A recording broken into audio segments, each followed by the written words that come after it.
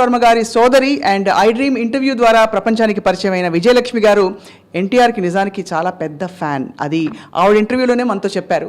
And ఆవిడతో మాట్లాడి తెలుసుకోబోతున్నాం, మరి ఎన్టీఆర్తో ఆర్జీవీ సినిమా ఎందుకు చేయలేదు అండ్ ఎప్పుడు చేయబోతున్నారు కూడా తెలుసుకుందాం. విజయలక్ష్మి గారు, తారక్ పుట్టినరోజు సందర్భంగా మీకు శుభాకాంక్షలు. థ్యాంక్ యూ, చాలా చాలా చాలా థ్యాంక్స్. ఎందుకంటే నేను చాలా ఇష్టం జూనియర్ ఎన్టీఆర్ అంటే, అందుకని ఇలా చెప్పగలిగడం ఛాన్స్ వచ్చినందుకు థ్యాంక్స్. ఫస్ట్ ఆఫ్ ఆల్ మీకు థ్యాంక్స్. వేరే వాళ్ళతో అయితే కాదు, స్వప్న ద్వారా చెప్పడం ఇష్టం అంతే. మాకు కూడా చాలా హ్యాపీ విజయలక్ష్మి గారు. జూనియర్ ఎన్టీఆర్ ఇంతమంది స్టార్స్ని చూశారు, మనకి ప్రభాస్, మహేష్ బాబు, ఇంతమంది. What is special about junior NTR? Junior NTR special ఏంటంటే, పెద్ద ఎన్టీఆర్ ఇష్టం చిన్నప్పుడు, కానీ కంపారిజన్ లేదు. జూనియర్ ఎన్టీఆర్ పెద్ద ఎన్టీఆర్ మనవడైనా కూడా ఆయనకి కొన్నిట్లో టాలెంట్ ఉంటుంది. జూనియర్ ఎన్టీఆర్ దేంట్లో అయినా టాలెంటెడ్, ఏదైనా చేసేయగలడు. ఎలా అంటే, ఇంతవరకు నా సినీ ప్రపంచ చరిత్రలో, అంటే నాకు తెలిసిన ప్రపంచంలో అన్ని లాంగ్వేజెస్లో ఏ క్యారెక్టర్ అయినా తను చేసినట్టయితే ఎవరు చెయ్యలేదు, చెయ్యరు. కరెక్ట్గా చెప్తారు, అందరూ రివర్స్గా చెప్తారు. మామూలుగా సీనియర్ ఎన్టీఆర్ చాలా లెజెండ్, ఆయనలోని కొన్ని అంశాలు వచ్చాయి తారక్ అని చెప్పి మీరు రివర్స్లో చెప్తున్నారు. నేను రివర్స్లో, ఎందుకంటే ఆయనకి కొన్ని అంశాలే వచ్చు. ఎన్టీ రామారావు గారు చాలా గొప్పగా పౌరాణికాల్లో చేసి ఉండొచ్చు, కానీ చేశారు గొప్పగా. కానీ జూనియర్ ఎన్టీఆర్ అది కూడా చేయగలడు, ఏదైనా చేయగలడు. తను చేయలేదంటూ ఏం ఉండదు. విలన్గా కూడా చేయగలడు, హీరోగా చేయగలడు, ఎలా అయినా చేయగలడు. చాలా క్రూయల్గా కూడా చేయగలడు. అంటే ఇప్పటి వరకు అలాంటి క్యారెక్టర్ తనకు రాలేదు, కానీ వస్తే ఖచ్చితంగా చేస్తాడు.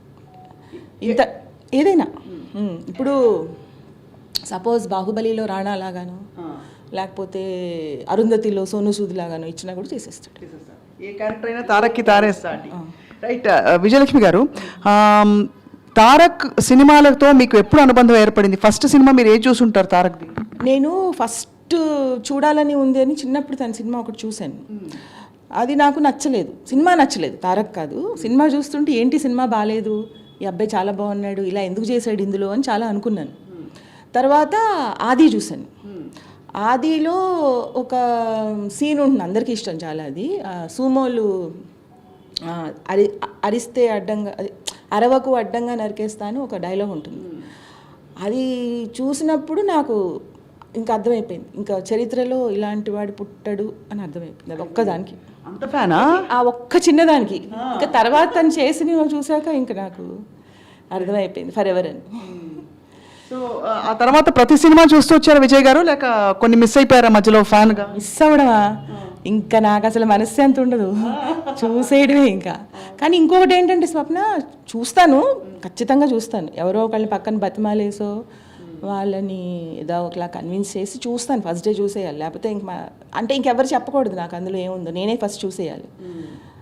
కానీ ఒకటేంటంటే, అప్పటి నుంచి అప్పుడు ఫస్ట్ టైం అలా చూశాను, కానీ ఇప్పుడు ఒక్కసారి చూస్తే చాలు.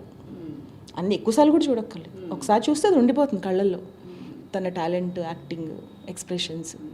ఇప్పుడు అందరూ ఏంటంటే నచ్చింది మళ్ళీ మళ్ళీ చూస్తారు కదా, నేనే మళ్ళీ మళ్ళీ చూడను, ఒకసారి చూస్తాను చాలు, చాలు సరిపోతుంది. చాలా చాలా అదే ఉంటుంది కళ్ళల్లో. సో ఎప్పుడైనా కలిసారా మీరు జూనియర్ ఎన్టీఆర్? కలిశాను. ఆ యమదొంగ ఆడియో అప్పుడు కలిశాను ఫస్ట్ టైము. తర్వాత కూడా మన ప్రివ్యూస్కి వచ్చినప్పుడు అలా కలిశాను. ఎప్పుడైనా మాట్లాడాను కూడా ఒకటి రెండు సార్లు. అమ్మ అమ్మ అని మాట్లాడతాడు. అమ్మ తెలుసా? తెలుసు. యమదొంగ ఆడియో ఫంక్షన్కి నేను వెళ్ళలేదు, ఏదో కుదరక నాకు వెళ్ళలేదు, ఎవరో గెస్ట్లు వచ్చారని. కానీ అక్కడ లేట్ అయింది. ఆడియో ఫంక్షన్ అయిపోయాక ఇంకా టైం ఉంటే మళ్ళీ అదేంటి చెరీతో ఫోన్ చేయించాడు, ఒకసారి రండి అంటే అప్పుడు వెళ్ళాను. వెళ్ళి కలిసేసి వచ్చాను, కలిసాను, మాట్లాడాను. తనకి యాక్సిడెంట్ అయినప్పుడు వెళ్ళి చూసి వచ్చాను, అప్పుడు కూడా వెళ్ళాను. బాధపడి ఉంటారు మీరు చాలా.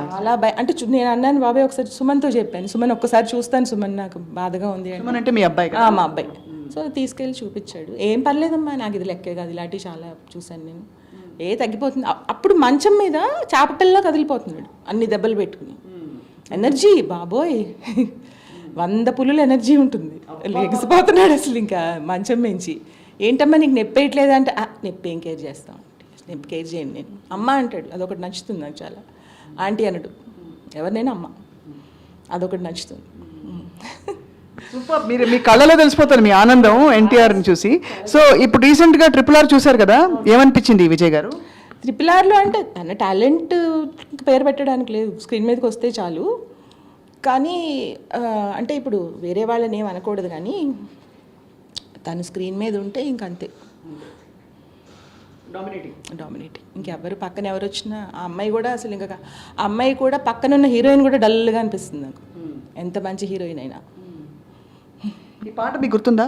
ఎక్కడో పుట్టి ఎక్కడో పెరిగి ఇక్కడే కలిసా. Student number 1. నిజంగా ఫ్యాన్. చెప్తున్నాను కదా, ఒకసారి చూస్తే చాలు నాకు. మళ్ళీ మరి వర్మ గారికి ఎందుకు చెప్పలేదు మీరు సినిమా తీయమని? రామ్ గోపాల్ వర్మ గారు చెప్పాం, తెలుసు, రాముకు కూడా తెలుసు, చాలా ఇష్టం అని. రాముని బలవంతంగా కూర్చోబెట్టి ఆది చూపించాను నేనే, ఫస్ట్ ఆదిలో సీన్ చూపించా. అంతకుముందు రాము పిల్లోడు అనేవాడు, ఏ చిన్నపిల్లల సినిమాలు ఏం చూస్తాం నాకు చూపీకు అనేవాడు. అది చూసి చాలా నచ్చేసింది రాము గారు. చాలా అంటే మీరు నిజంగానే రాముకి ఎప్పుడు అలా చూపించాం, తనకి మనం చెప్పడం ఏంటి, అలాంటి పనులు ఎప్పుడు చేయం అసలు. కానీ ఓన్లీ ఎన్టీఆర్ ఫిల్మ్ చూపిస్తాం, ఎందుకంటే ఫిలిం కూడా కాదు, ఒక్క సీన్.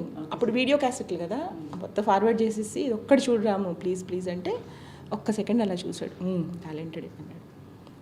తర్వాత రాము కలిసి వాళ్ళిద్దరూ చాలాసార్లు కలిసి మాట్లాడుకుని ఒక సినిమా కూడా ప్లాన్ చేశారు. కానీ ఏదో ఇద్దరు డేట్స్ ప్రాబ్లం వచ్చింది, తర్వాత ఇద్దరు బిజీ అయిపోయారు. అంటే చెయ్యాలని చాలా ఉంది, రాము ఎన్టీఆర్ చేయాలని చాలా ఉంది, చెయ్యకపోయినా పర్లేదు, అయినా సంతోషం. చేస్తే చాలా సంతోషం, చేయకపోయినా. Last 2 questions. మీరు అఫ్ కోర్స్ ఇప్పుడు ఎన్టీఆర్ నెక్స్ట్ కొరటాల శివ గారి సినిమా అండ్ ప్రశాంత్ నీల్ గారి సినిమా ఫస్ట్ లుక్ చూశాను. బాబాయ్ ఇంకా ఎవరు, నా భూతో నా భవిష్యత్, అంతే. ఇంకా ఆ లుక్ ఏ హీరో పెట్టినా రాదు.